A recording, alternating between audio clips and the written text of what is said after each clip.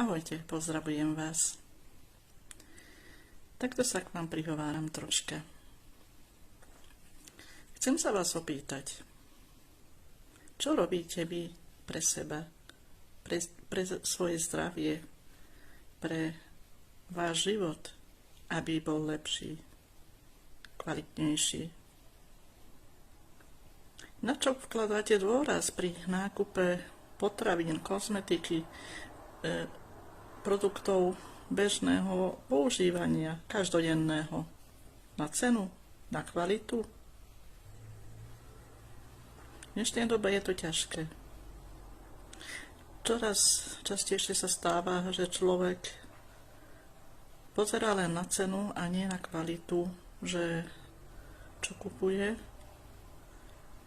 A žiaľ, je to smutné. Je to tak.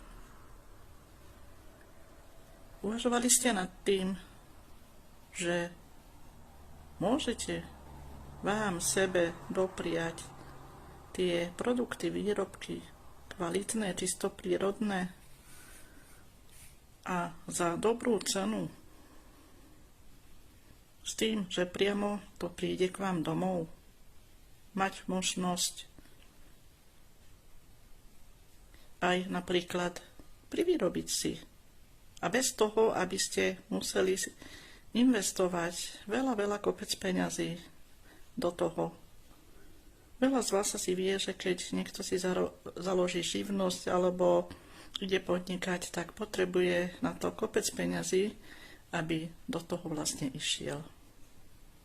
Chceli by ste vedieť, ako zarobiť pár eur. Niekomu stačí možno pár eur, niekto chce viac. Dá sa to. Chcete vedieť ako?